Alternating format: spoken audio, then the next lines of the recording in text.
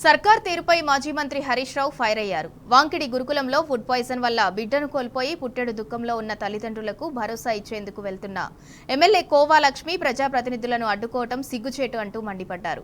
తల్లిదండ్రుల ఆవేదనను ప్రపంచానికి చూపేందుకు వెళ్తున్న మీడియాను సైతం గ్రామానికి 10 కిలోమీటర్ల దూరంలో బ్యారికేడ్లు వేసి అడ్డుకోవటం ప్రజాస్వామికం మీడియా స్వేచ్ఛను హరించడమేనని నిప్పులు చెరిగారు. విద్యార్థిని ప్రాణాలు కోల్పోవటం ముమ్మాటికి ప్రభుత్వ నిర్లక్ష్యమే అన్నారు. ప్రభుత్వం తమ తప్పేం లేదన్నట్లుగా వ్యవహరించినంత మాత్రాన విద్యార్థిని ప్రాణం తీసిన పాపం ఊరికే పోదని ఆగ్రహం వ్యక్తం చేశారు.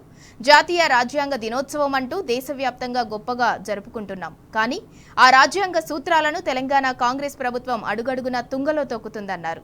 ప్రశ్నిస్తే కేసులు, గొంతెత్తితే దాడులు, ప్రజాప్రతినిధుల హౌస్ అరెస్టులు, మీడియాపై కఠిన ఆంక్షలు, ఇదేమి రాజ్యం అంటూ ఎక్స్ వేదిక ద్వారా రేవంత్ రెడ్డిని హరీష్ రావు నిలదీశారు.